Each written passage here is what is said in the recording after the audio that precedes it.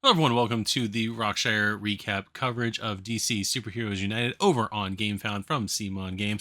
Today, we're going to be going over this past weekend's offerings, all the different updates that occurred on days 18, 19, and today, day 20 of the campaign. Lots of different things got announced over the weekend. The weekend was relatively slow. Most of the stuff came out today. Not to spoil the rest of the video, but we did hear about a new expansion and they finally unveiled the all-in pledge for the game. We're going to be going over all of that here in just a few minutes. So we're going to go ahead and take a look at the main page, see where we're at with funding, and go from there.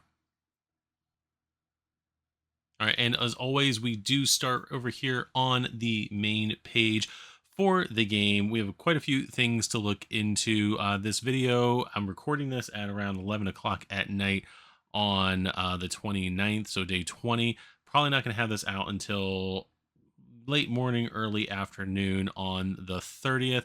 I was trying to be all set to get this going around 9 o'clock of actually starting to record it, so I could get it out tonight. Unfortunately, a few things occurred that prevented me from jumping into it, including like I said, we're going to cover updates 71 through 82, and I think update 82 showed up after 9 o'clock, so I was kind of waiting for that one to come through as well, plus some other things going on here at the house that were preventing me from recording. First thing we're going to look at, though, is the amount of money brought in so far from the campaign. Again, we are late in the day 20 on this campaign. We've brought in $2,876,551.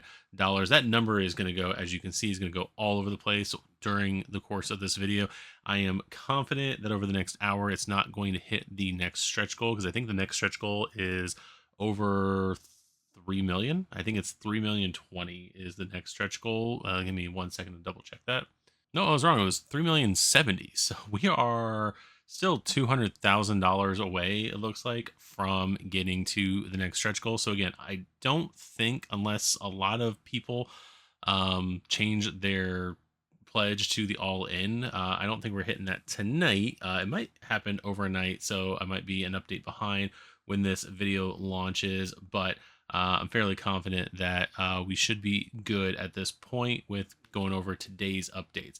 We're going to go ahead and get into that. One of the things I do want to mention over here, and I haven't talked about it yet. So again, we're at $2,877,000. For context, we'll get into this later on. I just want to bring it up while it's here. We have surpassed Marvel United Season 1 at this point. Marvel United Season 1 brought in 2,866,000, I believe, was the final number. And actually, yeah, we're going to go over here and take a look at that. Yeah, $2,866,168 was the final pledge, with 21,290 backers on that one. So we have gone past, with half the backers backing toward DC Superheroes United. With that said, Marvel United did have less offerings in its first season. It was the first season of the system, so there is that to consider. But like I said, right now, at the moment, we are surpassed the funding goal, or not the funding goal. We've surpassed the amount raised for Marvel United Season 1. So for people who are, because I know I haven't seen it much, but for people who do wonder how we're doing compared to other games, that is how we're doing. We'll take a look at some other stuff later on in the video. When we go over like the spreadsheets of all the different characters and everything, we take a look and see where this lines up at the moment with more so X-Men and Multiverse, because again, like I said, we're past season 1, so season 1's not even we're worrying about that anymore. We're not worried about trying to surpass that one, because we have hit that. So let's go ahead and get to the first update from the weekend. That is going to be update number 71. So that was unlocked on the 27th at 4:52 p.m. How bizarre. I think the goal that was before this was Captain Boomerang. So we unlocked Captain Boomerang, and we are now going in here to Bizarro. When the previous stretch goal is locked, we will subtract from every pledge the crowdfunding exclusive Bizarro, including his villain figure, villain dashboard, 12 master plan cards, 6 threats, and 3 mission cards. For people who don't know much about DC Comics lore and specifically Superman stuff. Um, Bizarro speaks backwards. He'll say stuff like bad day instead of good day, that kind of thing. And probably also a lot of it depends on the writer. His home planet is a square, not a sphere, that kind of stuff. So that's where a lot of that comes from. Um, and again, in Perfect Clone of Superman, it's all over the place with his past and everything like that. I do find it funny that the artwork doesn't have a belt, but yet the figure does. So there is that. So there are his mission cards, which again, we've got rescue thugs, defeat civilians, that kind of stuff. So I like the play that they did with this one. It says when Bizarro takes center stage with his reverse nature and perspective, the whole game is turned on its head. The villain starts under pressure, but goes normal once heroes complete their first mission. There are no overflows. Instead, shortages of thugs and civilians cause heroes to take damage. So again, everything in the game is going to be backwards during this. So people might have just a little bit of problem mechanically with the game, especially with however many seasons of Marvel United we've playing one way.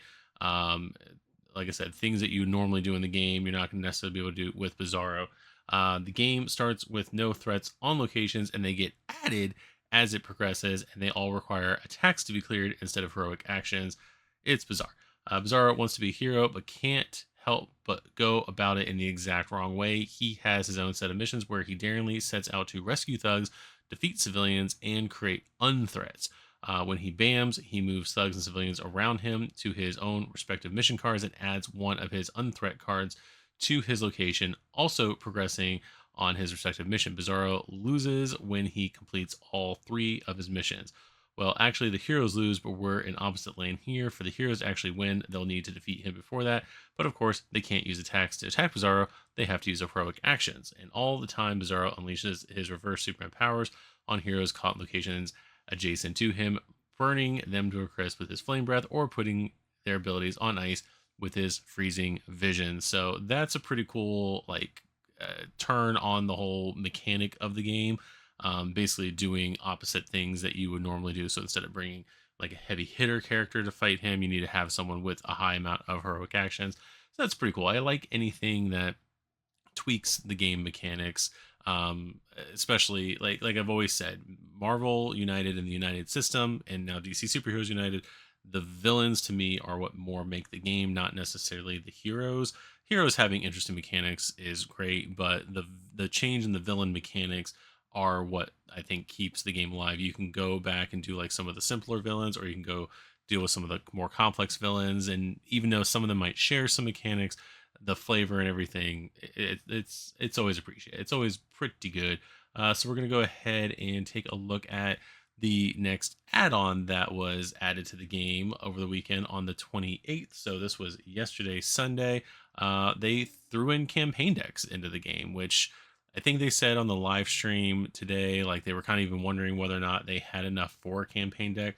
Because you do have to remember when Marvel United introduced campaign decks, that was at the end or during Multiverse. So they already had a season 1 campaign, a season 2 campaign. They were going on a season 3 campaign.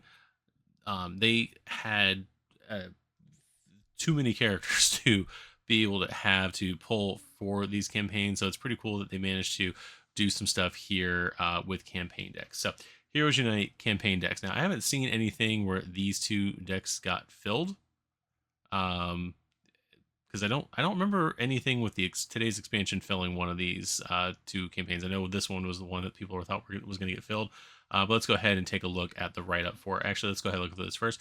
So we've got Justice League versus Suicide Squad. More than likely, I'm pretty sure that was a storyline during Rebirth. I think I actually stopped reading all of the books, at least the Justice League books, around the time this crossover was going on. I think I have all the parts of the crossover. I don't know if I actually fully read it. We have Reign of the Superman, which I'm wondering if that covers Death and Return. One character we don't have from there so far, and even with all the updates at the moment, is Eradicator. So not sure what's going to go on with that. Death in the Family. Again, not sure how that one's going to go, especially because we don't have the Robin version of Jason Todd. Whether or not we'll get the Robin version of Jason Todd, who knows? That will go in there, or if we're just supposed to use Red Hood for that one. So there's that. We've got this blank right here. We've got Long Halloween, which is awesome because I know we've got like Two-Face and stuff like that in the game already. Another blank right here. We've got Throne of Atlantis, which was a Justice League story during the early days of New 52. I think it was like within the first or second year, end of the first year, beginning of the second year, somewhere in there when that storyline came out. And then we have Superheroes United, which is a kind of like a generic campaign that you can use different stuff with. And they also even said in here, I believe, that that one is going to be able to use cards from all United games. So we might be able to do some crossover stuff with that. Let's go ahead and go through the bring it up. My wife's over here and she wants to say something to me. All right, I'm back and I have no idea where I was. We're just going to start from here. For $15, this crowdfunding exclusive add-on brings a very different way to play DC Superheroes United in the form of campaigns. Each of these uses components from several different boxes to recreate iconic story arcs from the comics. Players must battle through a series of 4 or 5 games on average, facing events based on these comic storylines and living with the consequences of their actions. We already talked about which ones were going to be here. We have one here that's yet to be revealed, and then one of them is specific to the retail exclusive core box based campaign. A lot of people based on, and we even said it here when we were going over stuff initially, like those initial updates and everything, I think before the campaign started. We even said on here that we are pretty sure that it's Hush is the retail exclusive, which would just make sense um, having that as the retail exclusive core box campaign. That'll probably get announced or it'll be in an update later on when they finally do announce that box. And they even said they're not announcing that box during this campaign. Now they've done a lot of alluding to it, but they're not going to announce it during this campaign, which is fine. We all pretty much are assuming at the moment that it's Hush, because again, we have most of the characters from Hush are in the game. We'll get into that in a little bit, or toward the end of this video when we go and look at the spreadsheet at the end, but I'm pretty confident that's going to be Hush. But important in order to recreate these iconic sagas as faithfully as possible, the campaigns mix characters and other components from the whole of DC Superheroes United line. So in order to properly play through these campaigns, it is recommended that players own all of DC Superheroes United products, including the upcoming retail exclusive core box. The exception is the Superheroes United campaign, which is a generic campaign that can be played using components from any United product. So again, and I talked about it a little bit in the live stream today, that pretty sure you can basically using the component cards in this, you can probably even use it completely in Marvel United because I don't think they had like a generic campaign in there, but you can definitely do some superhero crossover stuff, company crossover stuff with this deck, it looks like. Let's see. Let's dive into deeper what the campaigns bring to the game. Each campaign starts with a roster of heroes that can be used in each game. As the campaign progresses, depending on what happens, new heroes will be added to this roster while others are removed. New heroes may even show up mid-game depending on events. At the start of each game, the rules card indicates which villain must be used, any mandatory locations that must be in play, and any other special setup instructions. A few games will even require players with certain challenges or in different modes like player versus player, supervillain, and even commander solo mode. So that's pretty cool. I am very excited for this to come out and try it out when Marvel United ships for multiverse. I know there's a lot of people out there who have Marvel United, have all the Marvel United multiverse, all that stuff that's come out.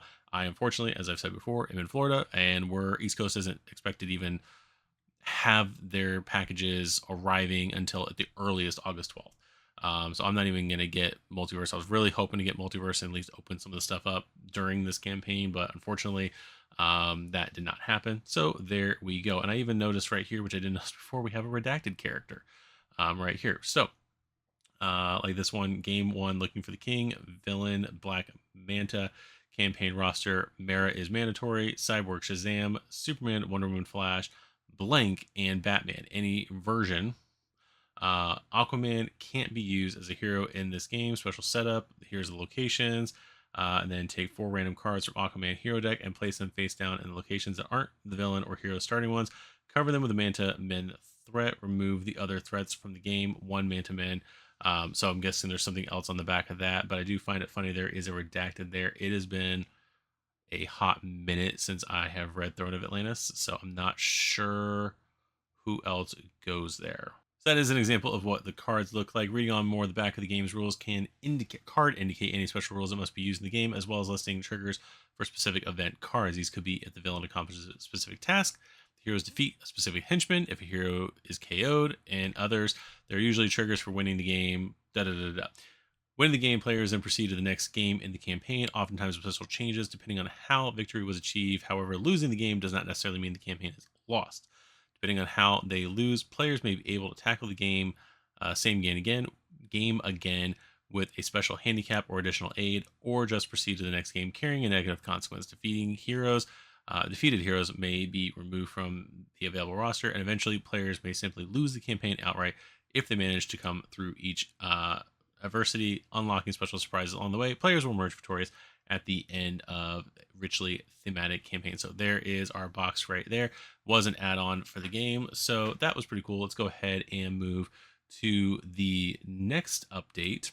Also on the 28th, we have Plastic Man right here. So we unlocked Bizarro right there, and we've got Plastic Man right there, and I love the artwork on these cards. It is pretty awesome. I this unicorn Plastic Man, that's just whatever.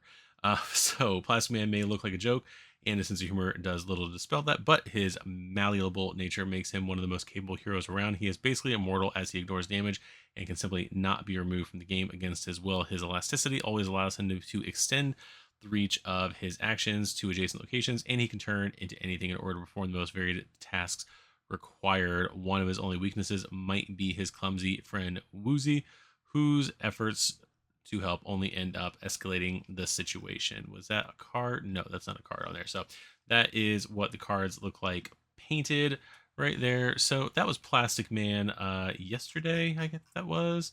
Yep, that was 317 yesterday. Didn't get unlocked by the end of the day, but we had this unlock today, born on a Monday, and you can tell the time right here was at 12:57 p.m.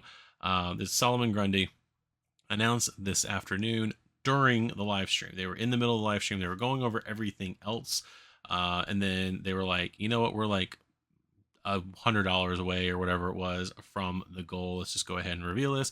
And they went ahead and did reveal this. Now, the expansion that they announced already was, they were in the middle of talking this and finishing talking about it when they decided to reveal this. So yeah, order of operations kind of thing. So, but let's go ahead and take a look at it. So Solomon Grundy, Villain Dashboard, 10 Master Playing cards and 6 threat cards. So there is his big old figure right there, standing on his own grave, which is pretty cool. So Solomon Grundy, born on a Monday, christened on Tuesday, married on Wednesday, took ill on Thursday, grew worse on Friday, died on Saturday, buried on Sunday. That was the end of Solomon Grundy. Solomon Grundy, basically an immortal zombie, so taking him down will not be easy. Thankfully, he is not much of a mastermind, so his master plan is pretty straightforward.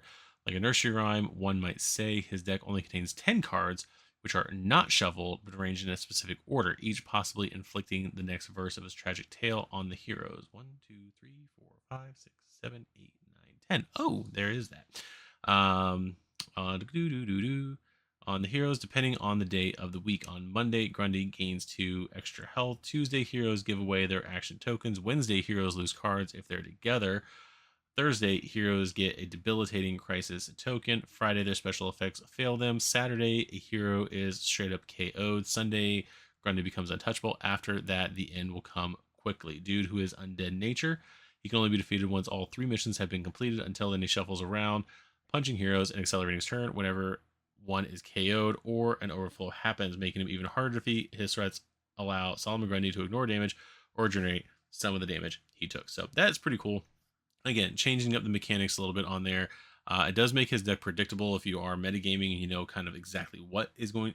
Basically, you know what's coming up in the game. So if you have an idea or can remember what is actually happening in the game, unlike me, then that is going to be a pretty cool thing to do right there. So let's go ahead now and take a look at what expansion was announced today and also get into the all-in pledge. So right over here, as a lot of people requested, they revealed today, CMON revealed today, the War of Light expansion. They did change this artwork on the front here because during the campaign when they showed it, the hair wasn't black, it was brown. It definitely looked like Hal Jordan on there. They since changed it, and you'll see on the painted figure that it still had like a Hal Jordan kind of style to it. But let's go ahead and take a look at this expansion. There was the trailer for it, and then we have all the lanterns here. They're basically once again one lantern away from making this a core box, and I don't remember from the stream whether or not they said something about it being a core box. I don't think it is. I definitely don't think it is, but they have enough. They probably could have done one. Yeah, so let's go ahead and War of Light. What do we get with the War of Light? So we've got 3 heroes in the game with 36 hero cards and 3 equipment cards, basically being their power rings. So we finally get Kyle Rayner as a White Lantern. I do note that when we do look at the spreadsheet later on, I do note that he is in the game as a White Lantern, not as a Green Lantern. He did spend years as the primary Green Lantern, basically from the time after Death and Return of Superman, when Hal Jordan went all crazy bonkers, up until they decided to bring him back in like 2004, 2005, whenever Green Lantern Rebirth was. So like for about almost a decade, Kyle was the primary Green Lantern, but it's pretty cool that they are throwing him in here as a White Lantern, keeping him in the game and doing the whole color spectrum thing in there. We also got Hal Jordan finally in the game, and then we also get Saint Walker. We're also getting dual mode characters with 2 figures, 24 hero cards, 3 equipment cards, 2 villain dashboards, 24 master plan cards, 12 threat cards, and 1 token. So we got Star Sapphire, Carol Ferris, Carol. I don't know. We'll figure it out in a minute. Carol right there, and then we got Indigo 1 right there, and then we get our villains. So we get 4 figures for villains. So we're technically get 6 villains in the game, counting the dual mode. So it's gonna be 6 villains and 5 options for heroes in the game. So that's always pretty cool there. So 4 figures, 4 villain dashboards, 24 master plan cards, 48. Master plan cards, 24 threat cards, 1 mission card, 1 rules card, and 6 tokens. So we got all that there. We've got other components of 4 different locations. We get a team deck of new Guardians in here. And then finally, we get 4 equipment cards. Basically, we'll get into this later. It's kind of the same mechanic that we have that they added into the Green Lantern core character pack, where that one has like generic Green Lantern rings to give to non-Green Lantern characters. We're going to be seeing that with the other Lantern characters. So it is a $40 expansion.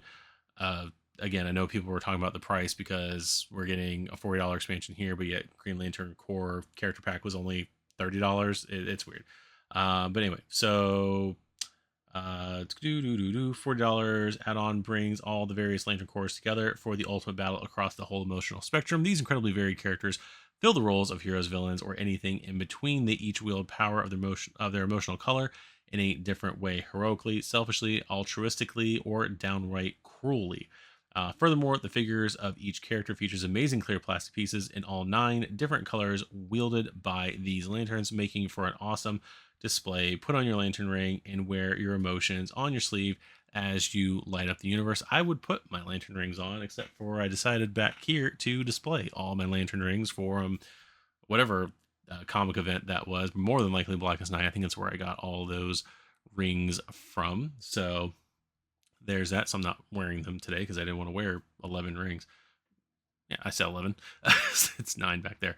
Anyway, this is going to include Kyle, Hal, Saint Walker, Indigo 1, Star Sapphire, Sinestro, Larfleeze, and Atrocitus. We're going to go with Atrocitus, as well as Black Hand. All the different cards, dashboards, all those things we just read right there. So lantern rings and colored symbols. The members of the various lantern corps all wield lantern rings to channel their particular emotions in order to create an almost limitless range of effects. Each hero in this set has their own lantern ring equipment card, which works in different ways in conjunction with their own decks. and other heroes. Many of their hero cards display one of the action symbols at the bottom as a colored symbol, whether green, blue, indigo, or violet. While these work as normal action symbols, they also have special interaction with some lantern rings or other cards. Even more than usual, cooperation is key in the various lantern cores to take full advantage of their powers. I I have read Blackest Night, and I was kind of in and out of the lantern stuff. I think I own all the lantern stuff from before um Blackest Night and all that stuff, but I didn't retain a lot of it, unfortunately, to remember how like all the different rings work, because I know Jeff Johns did a whole different thing with all the way all the different rings and everything work. Like I know Saint Walker and the Blue Lanterns, because of their power is hope, that they're able to increase the willpower of the Green Lanterns and make the Green Lanterns stronger and all that stuff. um so yeah, I know they do a lot of different things with that. um so like I said, without I don't remember a lot of the comic knowledge having to do with that, because it was a while ago and I probably only read that story one time and never went back to it to help with retaining. So yeah, I'm not sure exactly how that stuff works. Is even like right here we've got the blue symbols right here, which would usually indicate that there's another blue lantern in there somewhere. It's weird. We'll get into all that here in a little bit. So the first character we're going to go over here is Kyle Rayner, the White Lantern. Over here, pretty cool figure. They did make sure that somewhere on each one of these figures they do have a clear plastic piece representing their different colors. You can definitely tell in the back of Kyle that he is basically going to benefit from being played in a lantern game, because he's got a lot of symbols on his cards that are the symbols of the other members of the color spectrum and all that stuff. So he's got that going on for him. White Lantern Ring. Using your turn, a hero in this location draws one card, then turn this face down. So he's got his one figure, 12 hero cards, and one equipment card. Live. Once a Green Lantern, Kyle Rayner has become a White Lantern avatar of life, wielding the powers of the full emotional spectrum. I do remember the New Guardians story where this did happen. This means his cards feature symbols of all colors, allowing any of the other Lantern heroes to benefit from his played cards. It also means he can benefit from the colored symbols of any Lantern hero that plays before him, performing them when he plays one of the Spectrum Dominance cards. Viewed with pure life energy, the White Lantern simply can't be removed from the game against his will, and any hero who recovers from being KO'd next to him comes back with an extra card. So that's always awesome right there. Anything to get extra cards in the game. The White Lantern ring Kyle wields beams with life energy, allowing hero to draw an extra card. The ring can be recharged by playing a hero card with a single heroic action. So there is that, and you can tell again from the paint job that somebody painted this to look like Hal, not necessarily Kyle. So there you go with that. And I love the way the paint job on this looks. The fact that each one of these spikes represents one of the parts of the color spectrum, all that stuff. So this is pretty cool. I like this figure a lot. Then we do get the man himself, apparently Wolverine Jordan, right there.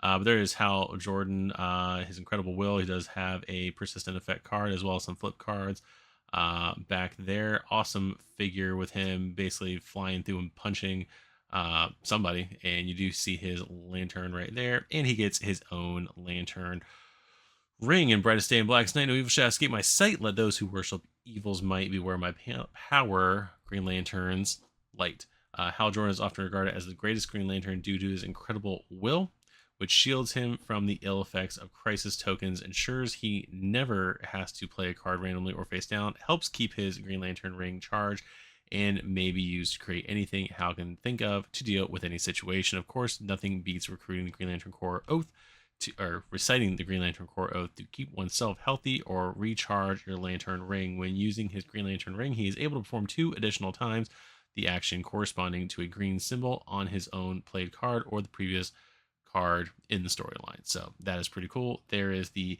painted figure. Love that. And then we do have Saint Walker rounding out our pure heroic characters there. So there is his figure. It looks like he's like got a water splashing up under him, but he's got that right there. Saint Walker of the Blue Lantern Corps brings hope to any team of heroes he joins, acting as an amazing support character.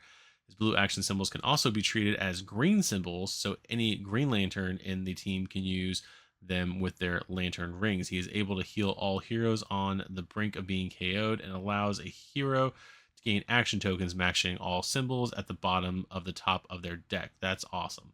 Um, gain action tokens matching all symbols at the bottom of the top card in their deck. So not counting their special effect part. Of course, Saint Walker is quite capable of his own, accumulating blue symbols on the storyline and eventually being able to reuse all of them at once. That is pretty awesome. A blue lantern ring grants him a free heroic action, but its greatest use is allowing any other hero to recharge their own lantern ring. That's pretty cool. Yeah, use on your turn, recharge the lantern ring of another hero in your location or heroic action in your location, then turn this face down. That's pretty cool. Again, allowing that connection they have with the Green Lanterns is definitely front and center there. So basically, you're going to want to play Saint Walker with a team of Green Lanterns, or at least with one or two other Green Lanterns. That's pretty cool. The way they did that. So then we have our dual mode characters. We got Indigo 1 first of all. She does have two different equipment cards. She has her Indigo Power Staff, and she's also going to have her Indigo ring in the game. And so, Indigo 1 of the mysterious Indigo tribe is a hero who wields the power of compassion. She may go so far as to sacrifice a wild action or to stun a henchman to keep them from doing more evil. On the rehabilitation path, she may discard cards from her hand to immediately use Indigo symbols she previously played in the storyline or emulate another color's energy in order to use the colored symbol of another hero. Her abilities allow her to mass teleport anyone around her anywhere she wants. So she's going to get a lot of movement around the board, which is pretty cool. She's going to be able to use other colored symbols in the storyline, even her own colors in the storyline. So that kind of helps. And I'm wondering if because we already know Saint Walker can use other symbols in the storyline, she's going to be able to use them. More than likely, we'll take a look at Star Sapphire here in a minute, but I think they're trying to get around the fact that they're only having one of each of the other colored spectrum lanterns in the game, whereas the Green Lanterns are all over the place as far as this goes. She wields not just an Indigo Lantern, allowing her to reuse an Indigo symbol in her own played card or the previous hero card in the storyline, but also an Indigo Power Staff, which is able to reuse any colored symbol. Let's go ahead and read that again. Indigo 1 wields not just an Indigo Lantern ring, allowing her to reuse an Indigo symbol on her own played card or the previous hero card in the storyline. So they're making indications here that and we'll get into that a little bit more once we look at the villains too, but they're making indications here that we might see another Indigo member or they're just basically saying like you can use the symbols of a previous hero card in the storyline. Doesn't necessarily need to be an Indigo symbol, maybe. um who knows, like it makes me wonder if they're going to throw in more lanterns in there or if they're just kind of building that up for a season 2, because we really don't know if we're going to get any more lanterns. It's kind of like bat characters necessarily. Like you don't want a campaign full of bat characters, just like here you don't necessarily want a campaign just full of lanterns. Although there's a couple others I'm hoping they might do something with. I don't know, but we'll get into that in a minute. It may be hard to comprehend how bringing compassion could make one a villain, but the Indigo Tribe's ways of essentially brainwashing villains to make them docile is not something the heroes can get behind. Do you remember in the comics when they figured out that was what was going on? That was a big deal. Any 6 villains are placed on the threat cards as brainwashed subjects. They will still lash out at the heroes in various ways when BAMs are triggered, though it's the hero's job to stand between them and Indigo 1, sacrificing their own card to keep her from removing the villains from the game one by one until her compassion plan is complete. Indigo 1 goes around converting thugs into civilians, even those in the Defeat Thugs mission, making it harder for the heroes to complete their missions so they can bring the fight to Indigo. So that's pretty interesting that we're going to take. So then it makes me wonder, so with the Defeat Thugs, if we're then turning them into civilians, do they get discarded or do they go to the rescue civilians section? That would be pretty cool to know that, because then, like I said, you're sitting there defeating thugs. You kind of want to get that one done fast, then I would assume.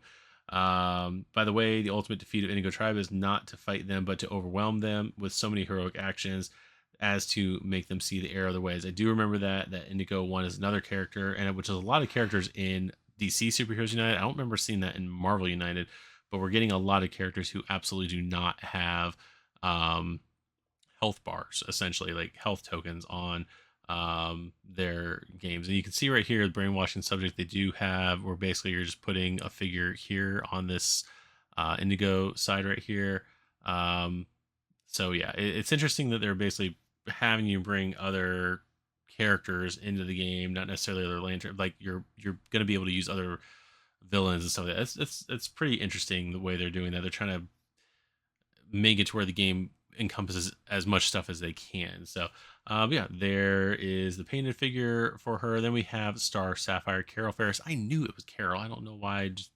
I don't know why I couldn't figure that out. All right, so let's go ahead and scroll down here and see what we got. So these are the Lanterns of Love here. There is all her stuff, including her dashboard, love attunement, mind alteration. There you go. And our true love token, Carol Ferris, as the Star Sapphire of the Star Sapphire Corps, is a hero who truly believes love conquers all. She starts the game by giving her true love token to a hero of her choice, creating a strong bond between them.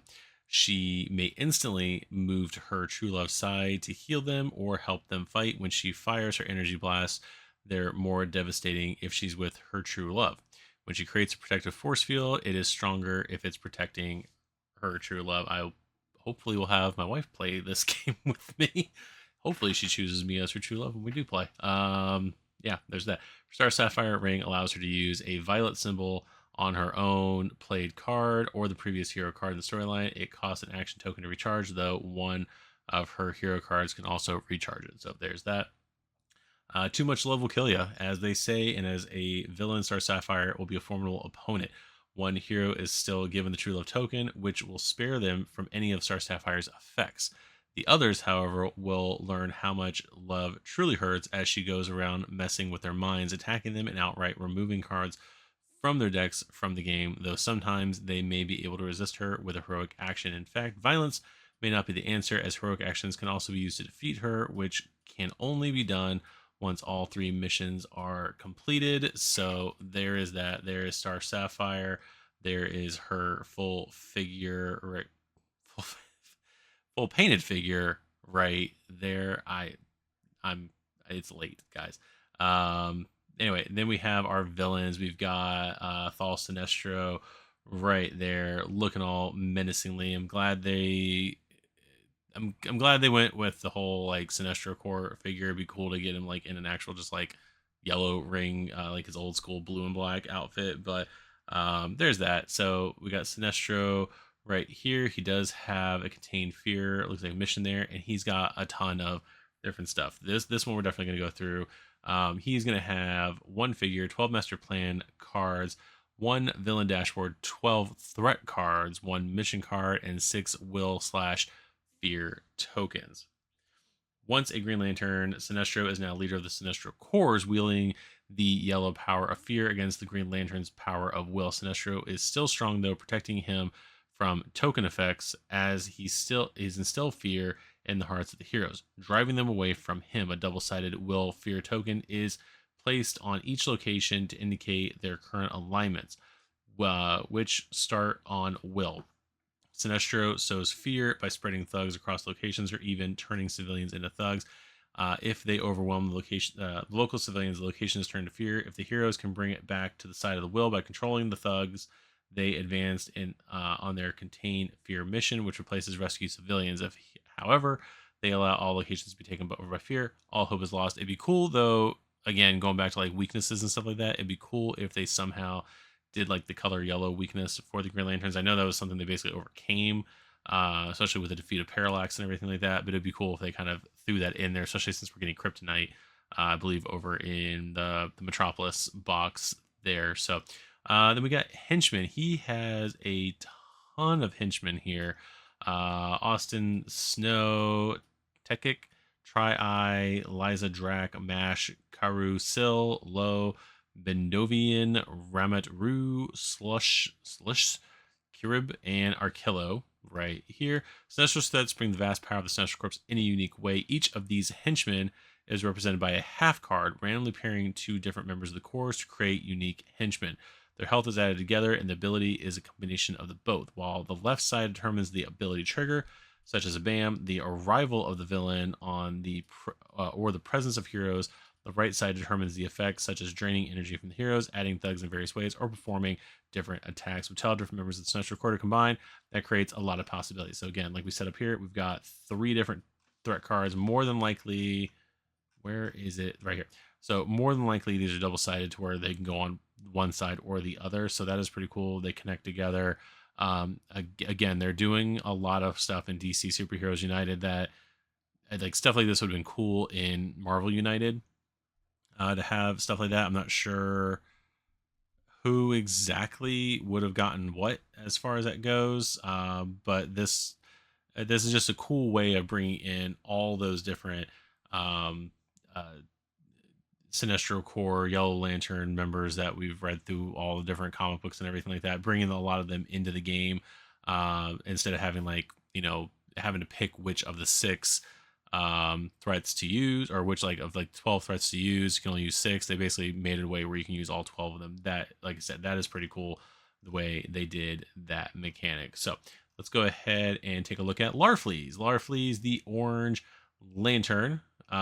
He's the only one who has that because he is a selfish, greedy person. So there is that right there. I believe his threats are his, yeah, like Orange Lantern Core. It's the whole core right there.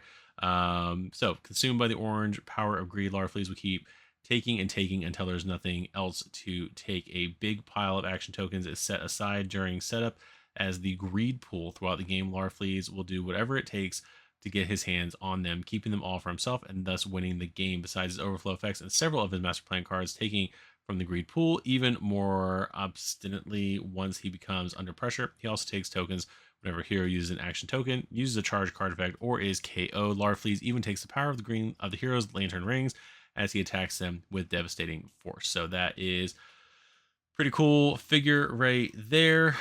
There's his painted version of his figure. Got like a TV over there. There's a toaster. He took a toaster and a basketball and someone's trophy. Bro. There's a Atrocitus right here. Although he looks a little too human in this one. I always think of him looking more like the picture up at the top, more higher for Arcillo on the lantern, the Yellow Lantern side. That's what I always picture him being.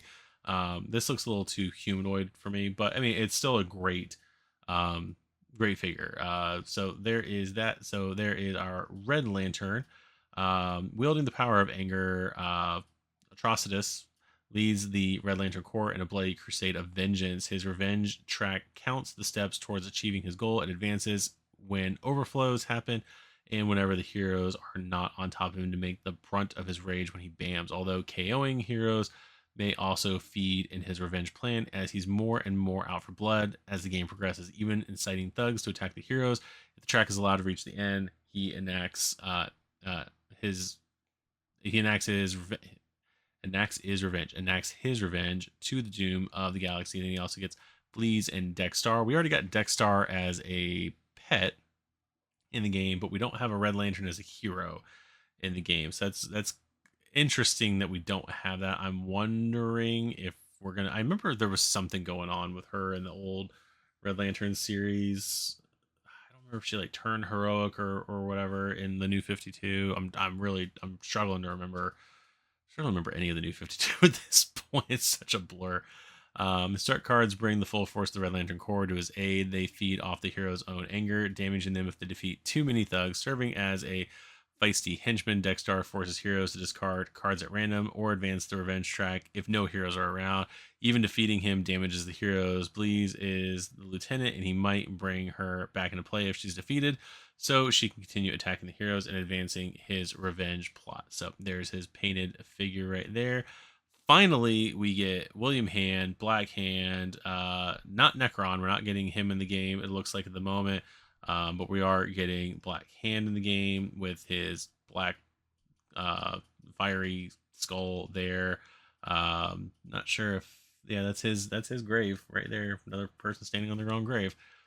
in the game. So, by the power of death, Black Hand of the Black Lantern Corps brings something new and terrifying to the game: zombies. Everyone's been wanting zombies in this game.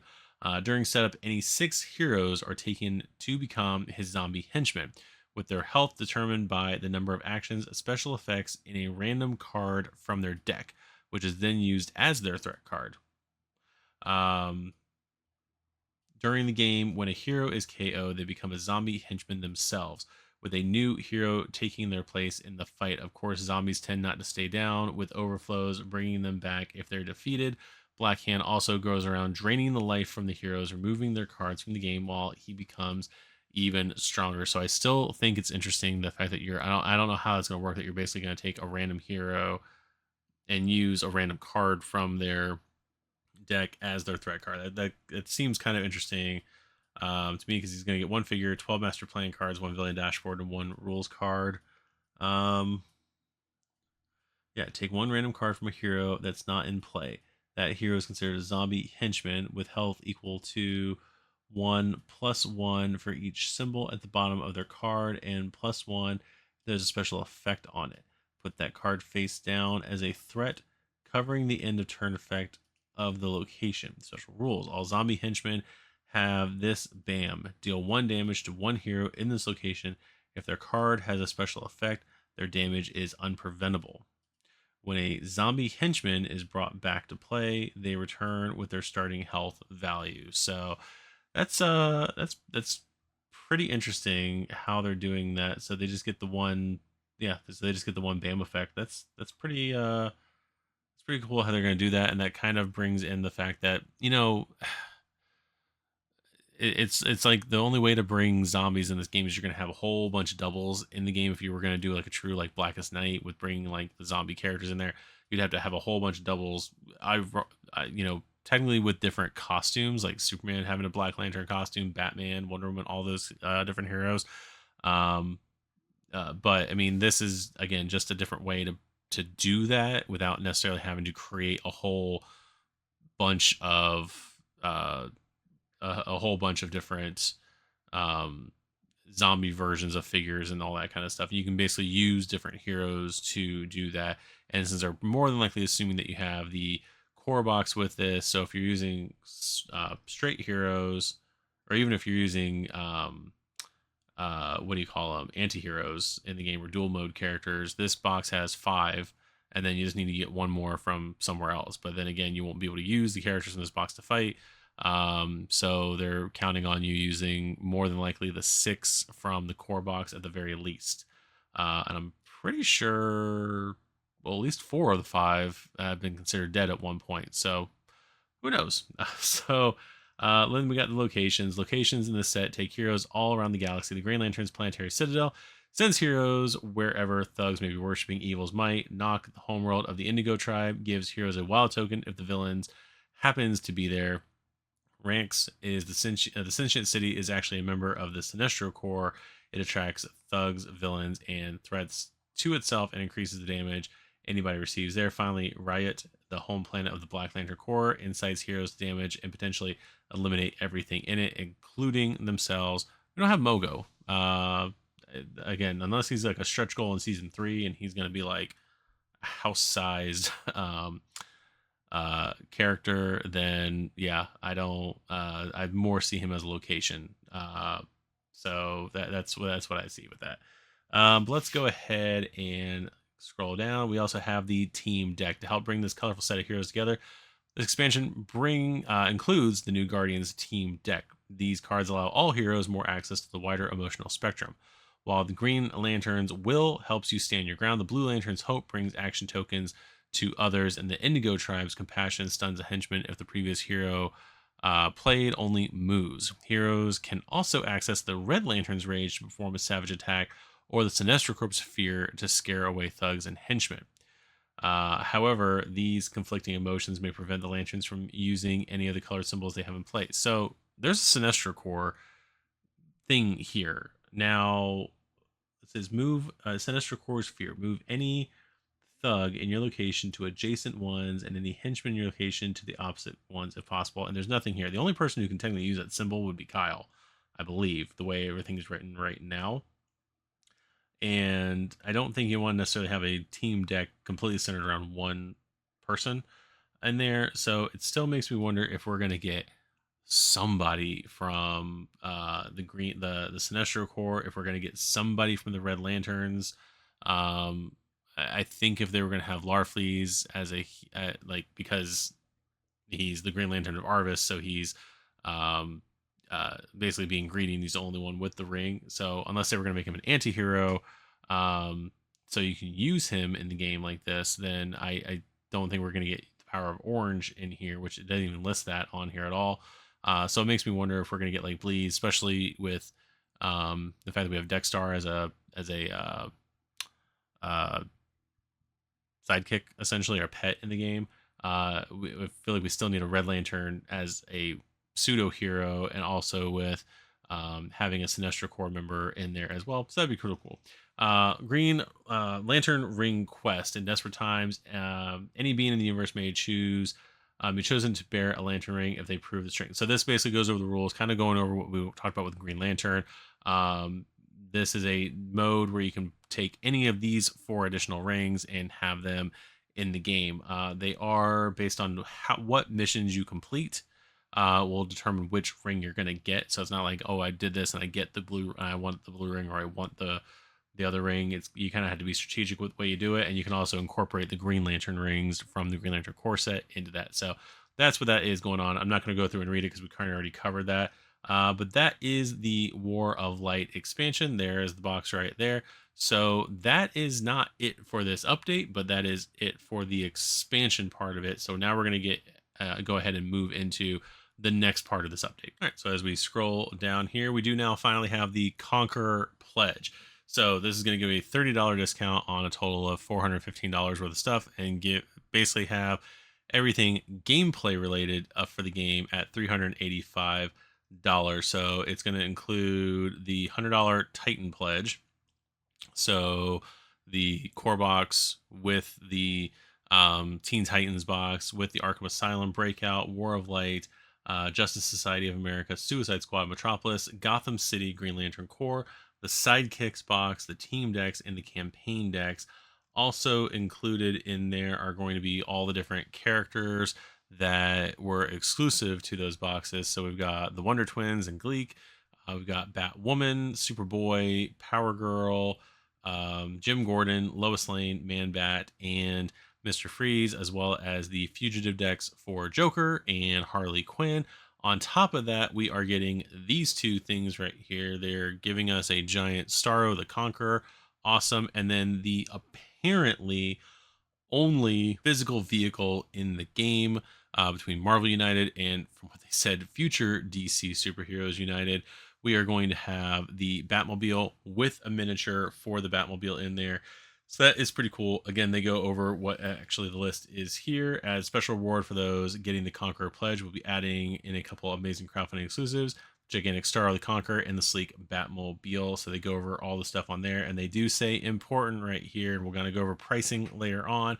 But while the Conqueror Pledge includes all the gameplay expansions and extras, it does not include any of the accessories, which includes the playmat, cardboard locations, cardboard villain dashboards, core plastic tokens, extra plastic tokens, painting compendium, and the metal Two-Face coin. If you did not follow the campaign before launch. If you did follow the campaign before launch, you will still get the Two-Faced coin for free. If you did not get it for launch, you do have to pay what's the $5 for it, but that is not also not this that way is not included in the all-in. It's included in the all-in if you followed the campaign before. It's not included in the all-in if you didn't follow the campaign before. Let's go ahead and take a look at Starro right here.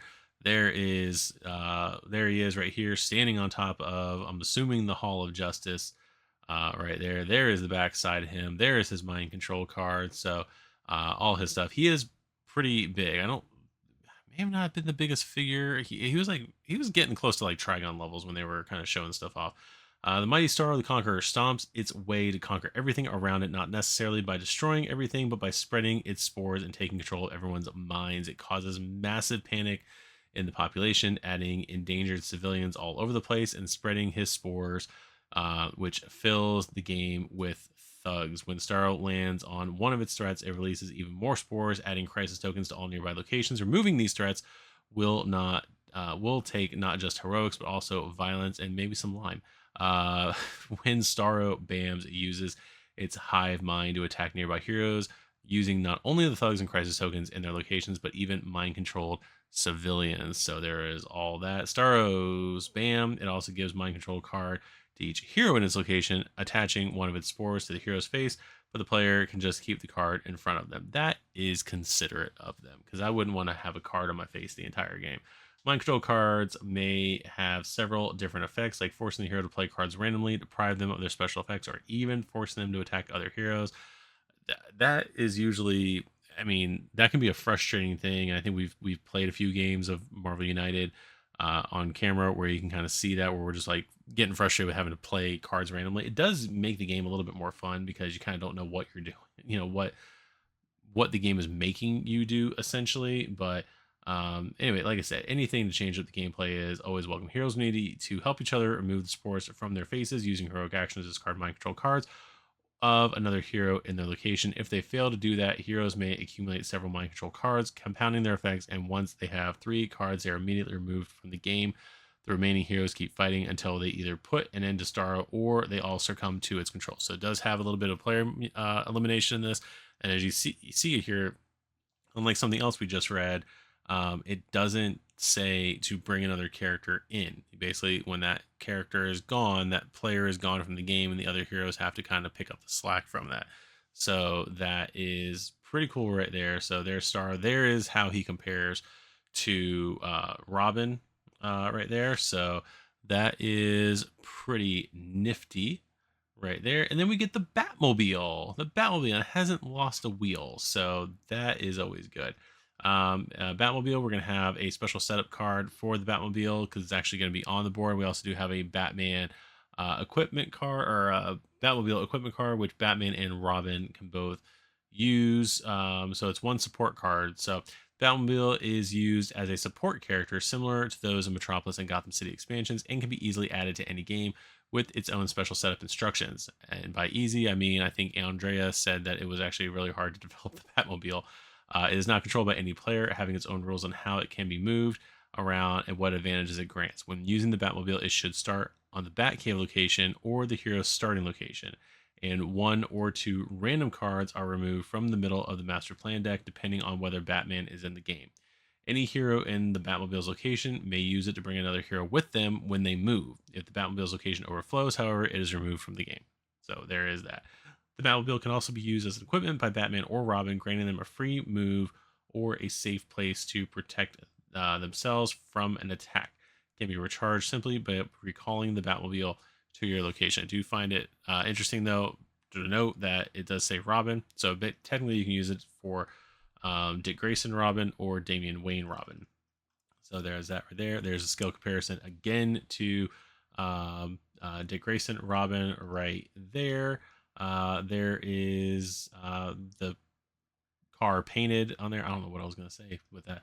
If you want all the gameplay content with a nice discount, a couple amazing exclusives, simply select the Conqueror Award. So that is that. We are finally getting off of this update, and we're going on to the next update. So Solomon Grundy got, this is all during the live stream today. Solomon Grundy got unlocked during the live stream. So now we're going into like less than an hour later. I think this expansion got added at like 1:30. So at 1:40, we unlocked, or didn't unlock, we revealed Constantine and the Justice League Dark set. So when the next stretch goes unlocked, they add those things on there.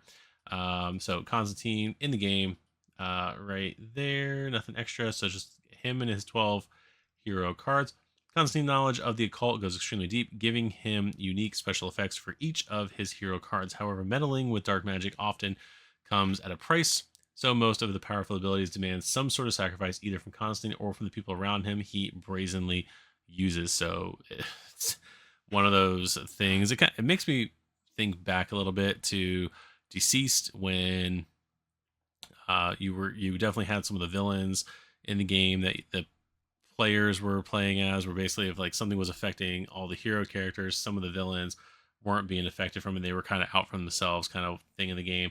Kind of that line right there kind of makes me think of that. Powers like firing energy blast, conjuring a couple of free actions, using dimensional travel to go anywhere, gaining cosmic awareness to see and affect the villain's plans, or exercising a location from its threats. With all costs, somebody one of the cards. With all costs, somebody one of the cards in their hand. I'm tired, but some of these lines make me think I'm having a stroke. Thankfully, Constantine's incorruptible will protects him from the crisis tokens or anything that would affect his abilities to play cards, and his detective skills allow him to fully explore any deck in the game. So that is pretty cool right there. There is his figure, and let's go ahead and reveal one more stretch goal to help fight things that go bump in the night. For this stretch goal after that, we will add to the every pledge the crafting exclusive Justice League Dark team deck, including 6 team cards and 1 reference cards. For those of you who do not know, watching this and you didn't see it for the 5 minutes it was up, I don't remember which video it was. I'm not even gonna go back and figure out which video it was where I talked about it or anything like that, but I did say that there was a leak in the game, or for the game, that I wasn't going to talk about at the time, and I said I would reveal it when it was. This was the leak. It doesn't seem like that big. I think it was around the time, whatever day. Let me go. Let me actually go look. Okay, so it was around day 6, I believe. We're on day 20 at this point. So it was around day 6 when they announced the Young Justice deck. They announced it on the crowdfunding page, on the Gamefound page. Everything was great.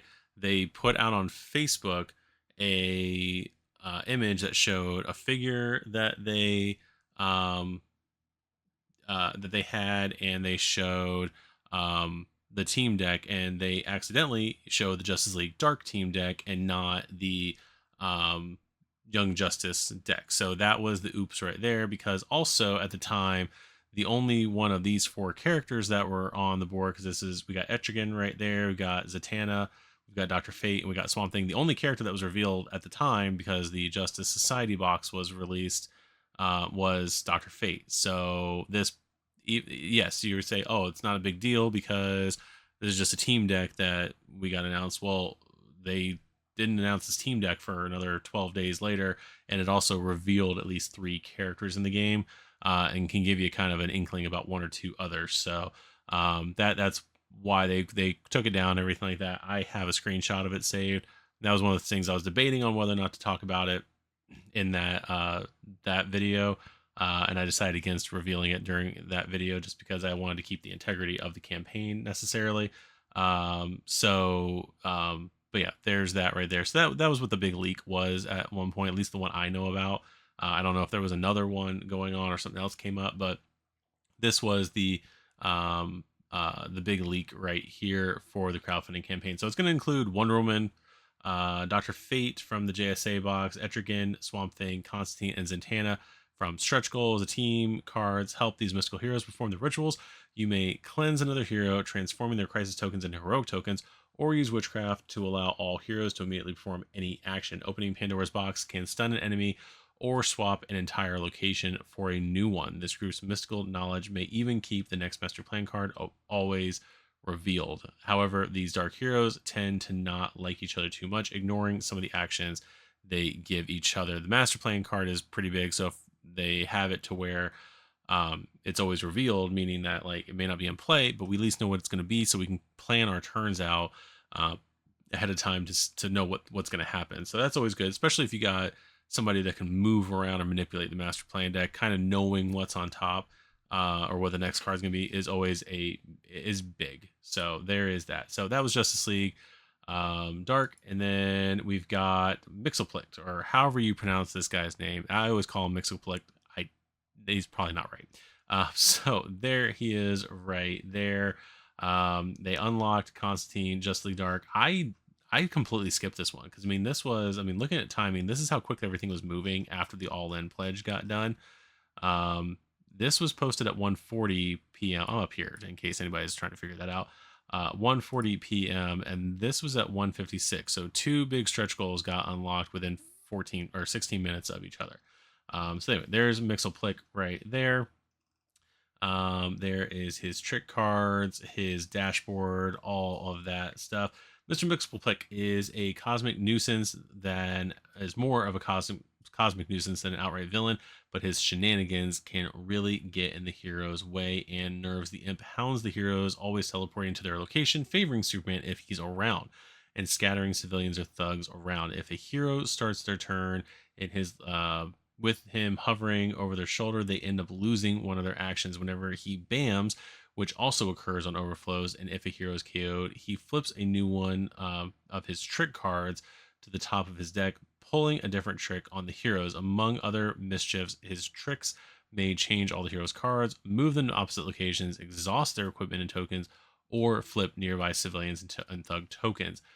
It's impossible. Okay, so flipping them from thugs into civilians, from civilians into thugs. That would suck. It's impossible to attack Mr. Mixelplick. All the heroes can do is try and trick him into saying his own name backwards to send him home. Once they've completed a mission, they can try to accomplish the trick Mr. Mixelplick part of the current trick card in order to place a heroic token on his dashboard. Depending on the current trick card, and remember that changes every time he bams, the hero may have to position themselves in his location or the opposite one and perform a specific action, reveal specific symbols on their cards, spend action tokens, turn special effect cards face down, etc. Once they've tricked him enough times, he's finally banished. So that is a pretty interesting way of doing it, because again, he has no health. So it's this whole like trick thing going on to get him to go away, essentially. After, let's see, as is fitting for the character, he can also be added as a challenge to any game to pester the heroes. He keeps chasing them around and playing his trick cards on them every villain turn. The only way to stop him from doing that is for a hero in his location to spend a heroic action to trick him and place a token on top of his trick deck, neutralizing it for a little while. So that's Mr. Mixelplick. That is pretty cool. All the mechanic of that is also the fact that he can be used as a challenge in the game. I had initially predicted that he would just be a challenge in the game, not necessarily a villain in the game, because it's like you don't really fight him, essentially. But it's pretty cool that he's in the game, and that he can be used both as a villain and as a challenge mode in there. Let's go on to the next one. So 1:56, and then we go to 2:21 p.m. So again, not even half an hour later, we get Patrol Night. So this was an interesting one. I did make adjustments to my spreadsheet because of this and something else we're going to see here.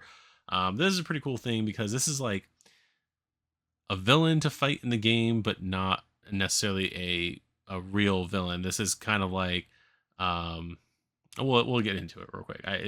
This reminds me of something specific, but so we've got this new Patrol Night module, including 12 villain or a villain dashboard, 12 master plan cards, and 12 threat cards. So you can see here we've got this Patrol Night. We've got special rules for it. It bams everything. It's got gang war, got a crime lord, time bomb, all these things. Got a night patrol where it looks like you can place tokens on a bunch of different things, including it looks like the threat tokens there. So that's pretty cool. Patrol Night, Night Patrol, Prom Night is what I kind of think of every time I see this.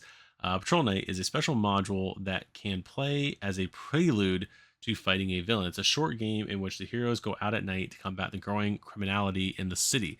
This is indicated on the criminality track that the heroes will try to keep under control. Depending on how well or poorly they do, changes are made to the next game setup, making life easier or harder for the heroes. There's no actual villain in this game other than the growing criminality. The 12 threat cards start in a face down deck, being constantly added to multiple locations by each master plan card, which also add thugs and civilians all over the play area. And again, like we just saw on the other card, like all 6 locations can be affected by that. All 9 different types of threats have BAM effects that pose various challenges to the heroes. Thugs might band together to commit street crimes, fight each other in a gang war, organize themselves in their lair, or assault civilians in their locations. Civilians may even be kidnapped. All of this increases the criminality, but if heroes can prevent it, those threats are automatically cleared. Among other threats, a crime lord might show up, adding thugs around them and setting them on the heroes. Once the last master plan card is resolved and the night is over, so basically just playing until you go through the deck,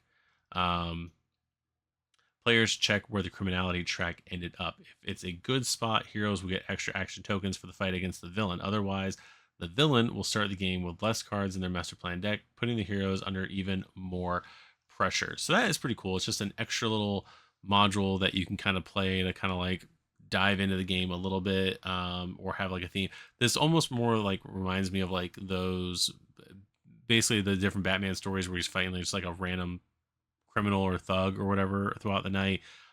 This also definitely more reminds me of something that would be more for like a Batman character, a Batman team.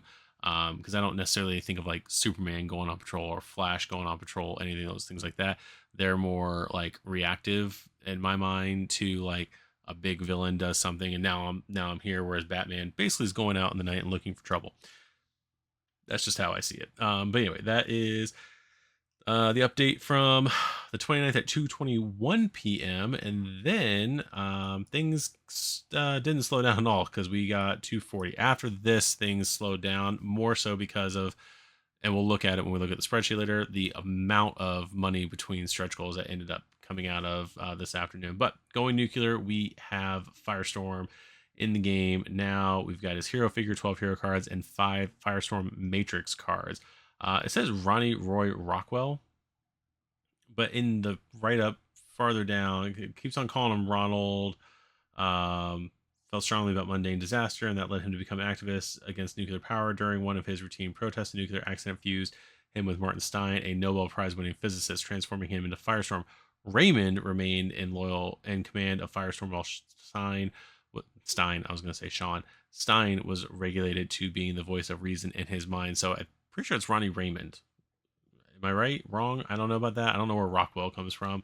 But there's that. So we've got Firestorm right here. This is pretty interesting. We'll get into the write-up. It says Firestorm Matrix, which he's got at least 3 of them here. You may place an available Firestorm Matrix card over this, choosing the side you prefer and resolve its effects. So basically we got these cards right here, energy projection.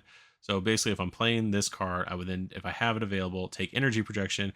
This turn you may use available punch in adjacent locations. So there is that. So it looks like, and we'll kind of read into it, that I'm basically, because of the random nature of Firestorm, that I basically am playing a card without a special effect on it, and then I'm just adding a special effect to the card. So it basically gives a little bit more utility to Firestorm in my mind. Firestorm is a nuclear-powered hero storing unthinkable power in a body influenced by several identities. His hero cards supply him with a variety of actions, but none of them really contain special effects. Instead, he has access to a small double-sided deck of Firestorm Matrix cards containing 10 different effects on either side, which he can choose to attach to a hero card he plays. Many of them double the effect of the actions on his played hero card. A Psychic Link protects him from crisis tokens. Energy protection gives him range to his attacks. Flight allows him to rescue distant civilians. Molecular Reconstruction protects him from damage, and Transmutation can turn one action symbol into another. So that is pretty cool, adding Firestorm into the game. Let's see. So that was 2:40 p.m. and then at 4:14 p.m. So now we're getting to like an hour and a half later. Again, I don't necessarily seeing it more of like people weren't pledging, so we're not getting goals. It was more of like some of these goals have like over 200,000. Like we'll go from like $30,000 goals to like $200,000 goals in the game. So kneel before Zod. We get Zod right here. 12 master villain dashboard, 12 master plan cards, 6 threat cards, and 6 sunstone tokens. At first, I think thinking these are like red kryptonite for some reason, but no, we get sunstones in here. So there are those right there, and we're getting some Kryptonian generals with Ursa and Non right there. So we get all that. In order to enact his plans of domination, Zod needs to find enough sunstone shards to build his fleet. Escaping from the Phantom Zone, he immediately starts spreading his Kryptonian soldiers across all locations as thugs that can't be defeated by special effects. So basically, you can play your cards, you can fight him with action tokens and whatnot, but if it's a special effect, like if you have like a punch token that goes into another location from a special effect that doesn't affect them, overflows turn civilians into thugs, which helps Zod attack the heroes. To make matters worse, being KO'd allows for even more thugs to be added. Once a location is filled with thugs, a Sunstone token is uncovered there, canceling its end of turn effect. Once all locations have a Sunstone token on them, General Zod's victory is assured. And then he has Non and Ursa, uh, looking a little bit different than their Superman 2 counterparts. Besides his regular Kryptonian soldiers, General Zod also escaped the Phantom Zone, bringing his chief henchmen, Non and Ursa, both of which use their heat vision to attack heroes, not only in their location, but also in adjacent ones. Non can neutralize nearby heroes, keeping them from using their special effects during the villain turn, while Ursa commands even more thugs into battle. So that is that one. So 4:14 p.m. We are on update number 81 at 8:03 p.m. tonight, where we get Task Force X. Now you're probably thinking, didn't we already get Suicide Squad stuff in the game already? Yes, we did, but this is apparently a second team of stuff, and we get 4 villains that we've already seen in the game. There's basically just like an extra module that we get to allow us to do like a team up mode with 4 existing villains in the game.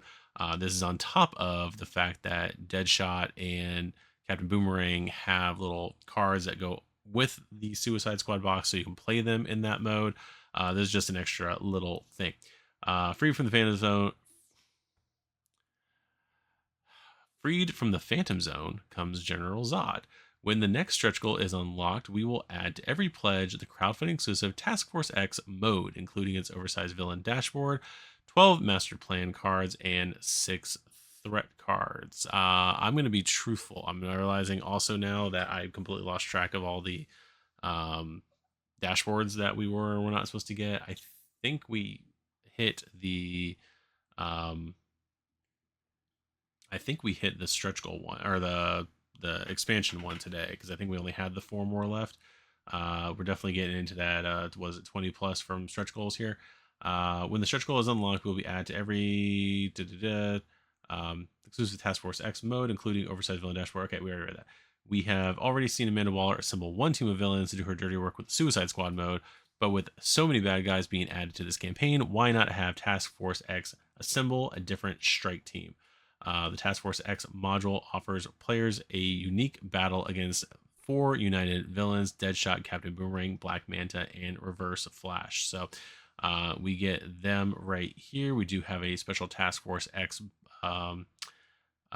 deck right over here, and I do like the way that they found a way to separate out the 4 villains here on a 6-sided dashboard. So each of the villains start in a different location adjacent to their side of the villain dashboard. Each of those locations is one of the villains' safe zone, where they're safe from damage. These villains are no fools and will often run for cover to their safe zones. The master plan cards each activate a different pair of villains, moving them, triggering their BAMs, and adding thugs to locations, while the other 2 villains add civilians to their locations.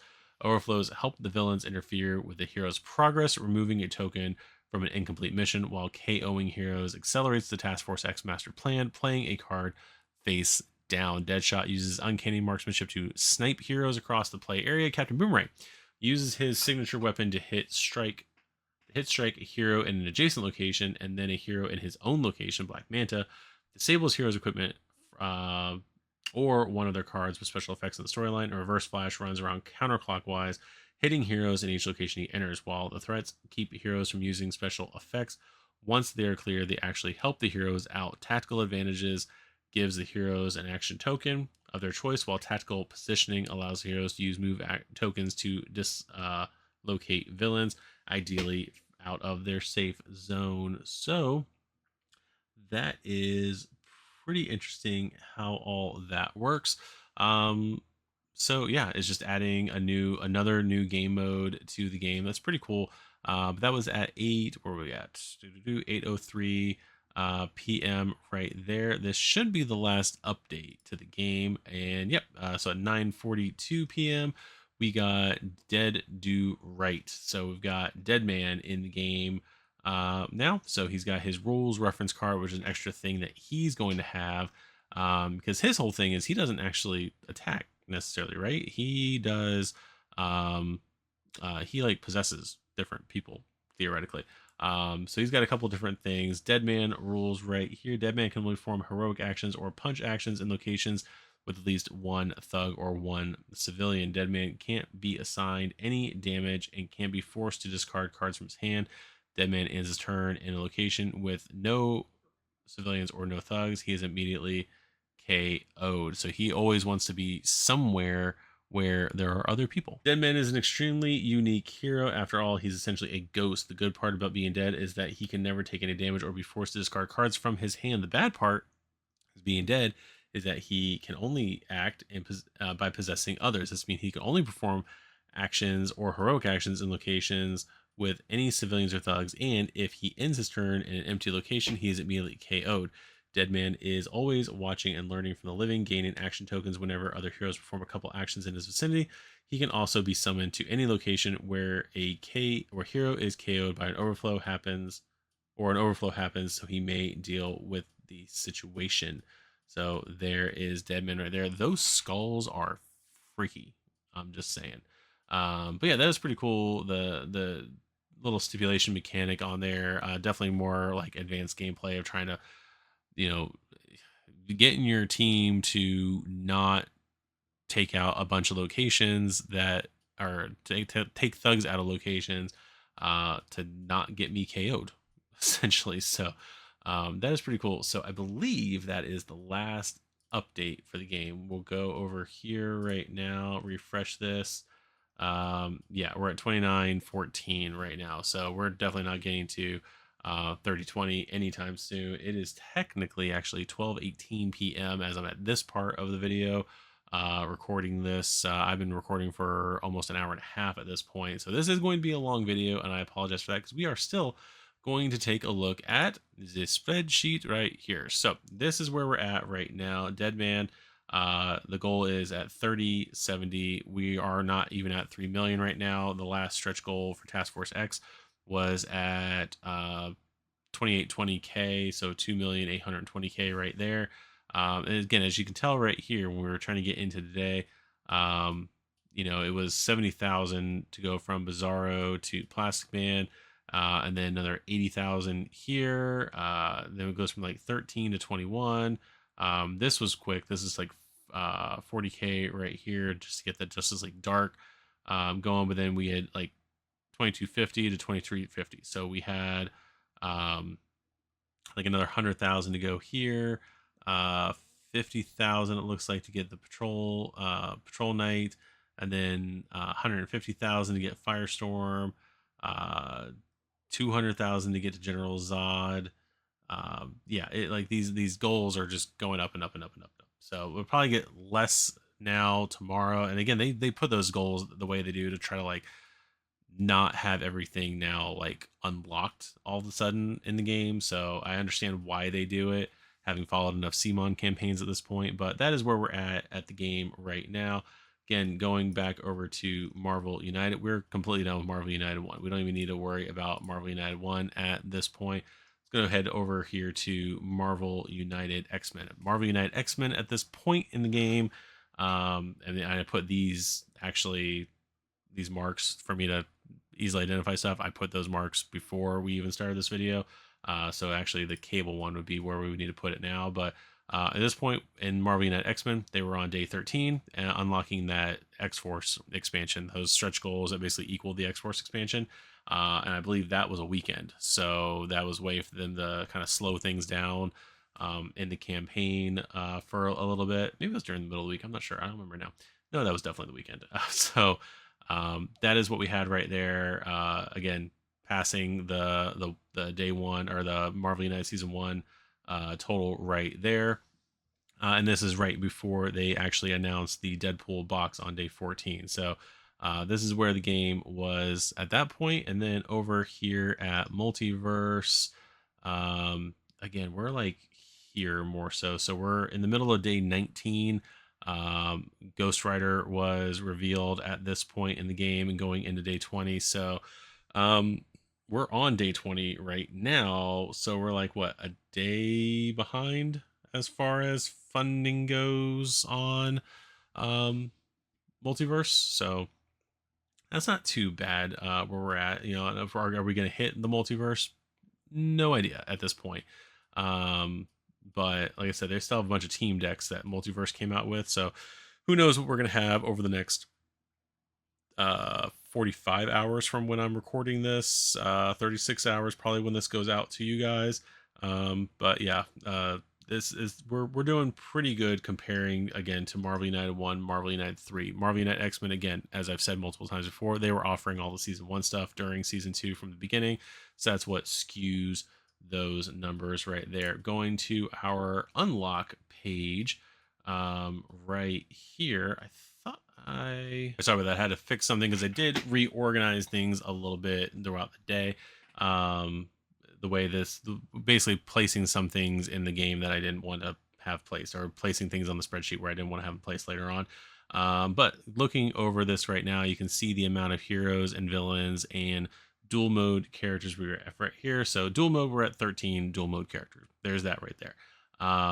We have, as far as heroes go, it looks like we have 62 heroes in the game, not counting the dual modes.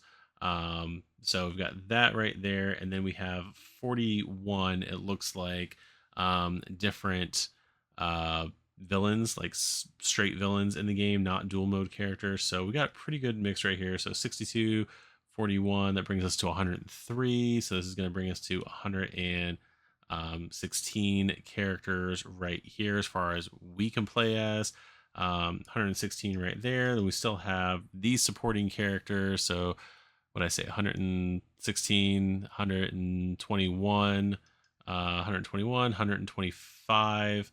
So yeah, we have 125 characters completely in the game right now, plus the, you know, some other modes and stuff like that right here. Technically, I put Patrol Knight as a game mode. I originally put it, as you probably saw when I flipped over to it, I put it as a like villain in the game, but I don't really want to put that there. I realized I kind of moved some cards around and stuff like that, from basically calling this team deck specifically and moving some of the other cards over here, like the game mode section right here. I know this doesn't matter to any of you whatsoever, but that's just how I'm trying to keep track of stuff right here. I'm not keeping track of like individual locations or anything like that. I did put the Bat Cave and Bat Gear in game modes just because it was a stretch goal, but there's that. But that is all the characters we have in the game right now. So again, we're getting a pretty good spread of characters. We have, again, more characters than Marvel United 1. I am going to try to work on, before we do a video on Wednesday, to see what, as far as figure counts and stuff like that goes, they get the figure counts compared to Marvel United 1 and Marvel United 2, and Marvel United 3. I know we have more than Marvel United 1. It was like 85 characters, including Kang and Villain Venom in there, but I'm curious to see how this shakes out to Marvel United 2 and 3. I just can't remember the exact number of figures in those, but that is what we got there. And then again, going back to pure speculation, this is one of the things I wanted to kind of concentrate on at the end of the day, because not going necessarily for the prediction part of it, but just kind of looking at how many characters we are still missing. Um, Even if you throw in the fact that we're going to get like maybe 10, maybe 15 characters between now and the end of the campaign, we're still missing quite a few things in my mind here. Like, again, I'm not necessarily counting on the classic Batman here, but we're still missing Clayface over here from Arkham. Basically, everybody I thought was going to be in Green Lantern Corps is in the game now.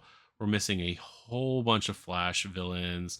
We're missing Blue Devil and Eclipso, for as far as like Shadow Pacty, Justice League Dark kind of stuff. Ragman we're missing. Spectre we're still missing. We still don't have an Aqualad at all. We still don't have any Arrow characters. I got Arsenal here. We've got somewhere in here I've got Green Arrow. Oh, he's right here, number 43. We've got Green Arrow down there. They've mentioned in the Black Canary that she can be utilized with Green Arrow characters. We just don't have a Green Arrow character in the game. Static, Miss Martian, let's see, Wonder Girl. We don't have any. We're missing a lot of sidekicks because we don't have like Wally at all. Impulse. We don't have the other Wally in the game. Tim Drake is still missing. Like, there's actually a lot of, like, we have a Young Justice deck, but we're missing a lot of Young Justice. It is, in my mind, we're missing like key members. Like, we have Connor Kent Superboy, but we don't have Tim Drake, we don't have Wonder Girl, we don't have Impulse. So it just, to me, that's just a big glaring omission to the game. As far as that stuff goes, we're missing Donna from like New Teen Titans, that kind of stuff. Um, those different characters, villains, we still are missing Mad Hatter. Hush, we're still missing, although I'm kind of wondering if Hush and Clayface are still going to make it to like a potential Hush uh, uh, core box that they're going to be putting out. Killer Moth, just for laughs. So Metallo, we're still missing as far as the Superman villains go. Hector Hammond would be interesting in the Green Lantern side. I still don't have Zoom marked off on here. I'm going to go ahead and mark Zoom off. I know somebody in the comment in the last video mentioned that Zoom and Reverse Flash are the same character. Technically, they're not. I mean, you have Eobard Thawne, who has been both Reverse Flash and Zoom. Then you also have the um, Hunter Zolomon version of Reverse Flash. So they are technically two different characters, but we'll go ahead and mark it off that we got a Zoom or we got a Reverse Flash regardless. Necron, we still don't have in the game. Dr. Light, Blackfire to go against Starfire there. Omax, I would love to have. Ultra Humanite, Vandal Savage, Amazos.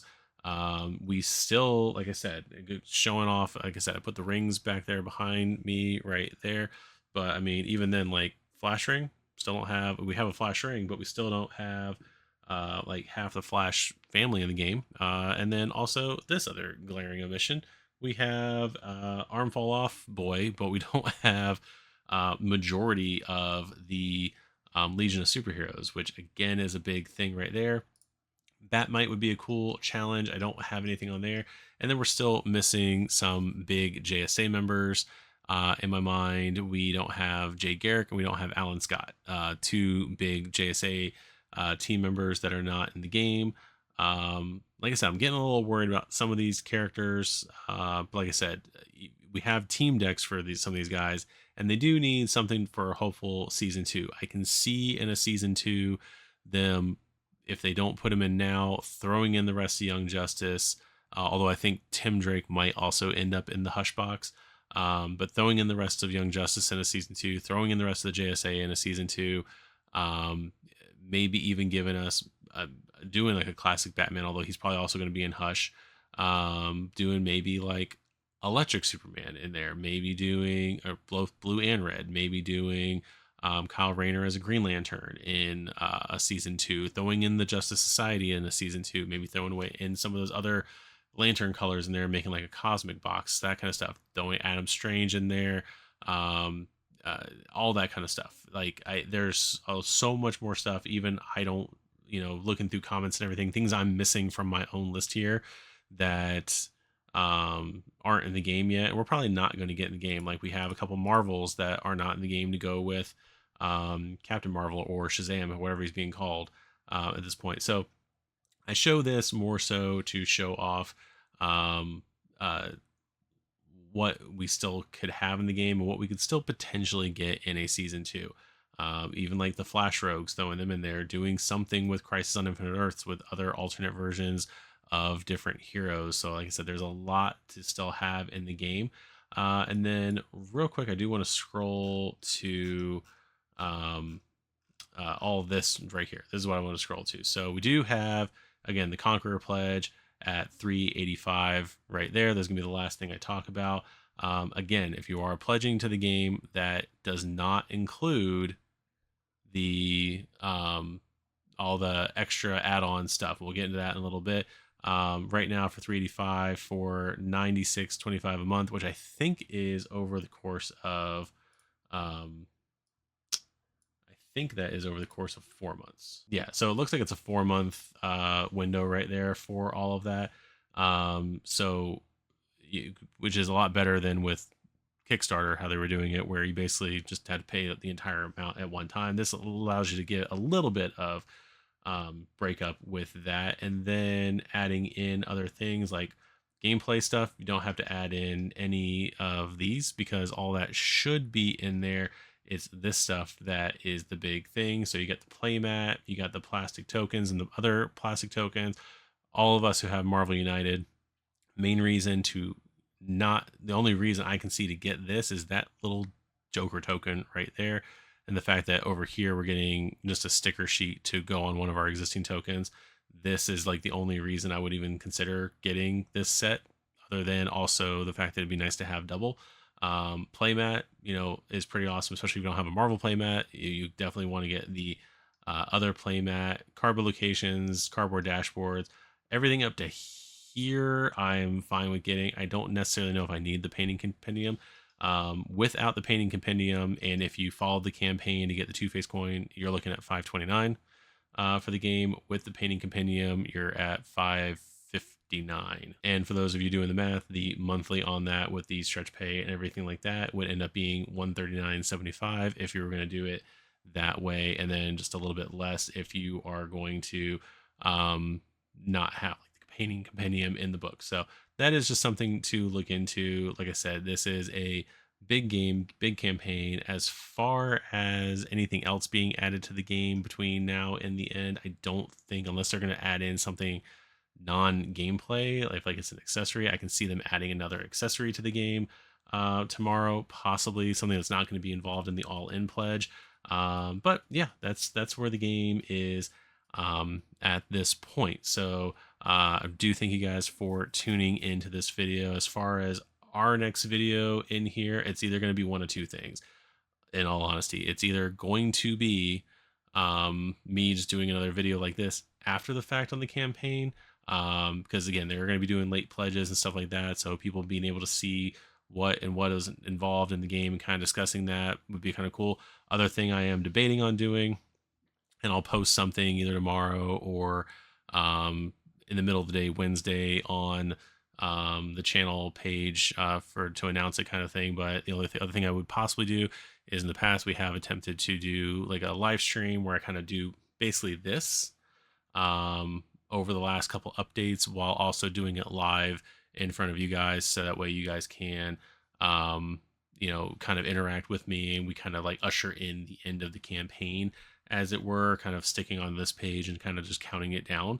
At least that's what we've done on Kickstarter. I don't know how they do it necessarily on Gamefound with that, but it's always a fun thing to do. It allows me to actually get to talk to you guys live, and to make the pressure of doing this video 10 times harder with the interactions. So but like I said, I'll announce if I do decide to do that. More than likely, I probably will attempt to do it, just because it's easier to do, because I want to, like I said, I want to do this video still during the campaign, or do the next video while the campaign is still technically going on, even if it's at the end, and kind of usher in the end of that. So like I said, I'll be announcing if I decide to do that or not, or if I decide just to do it as a regular video. Depends on a lot of different things with life and family and all of that stuff, because kids have not been wanting to go to bed before 9 o'clock when this campaign is going to end. So there is all that. With all that said, again, like I said, thank you guys for tuning into my rambling. This is a pretty long one. It's going to be over an hour and a half, and I apologize for that. Again, I'll have timestamps on the bottom, or I should have had timestamps on the bottom for you guys for that. Thank you guys for tuning into this. If you have not yet, please hit the notification bell, so that way you are alerted to when the next videos and everything are going to be out. Subscribe to the channel if you have not done so already. Help us with growing this channel. And then make sure to like this video if you are enjoying this video series. And with all that said, I have been Eric. This has been Rockshire Gaming. We've been reviewing and recapping DC Superheroes United days 18, 19, and 20. Thank you guys for watching. We'll see you in the next video. Bye-bye.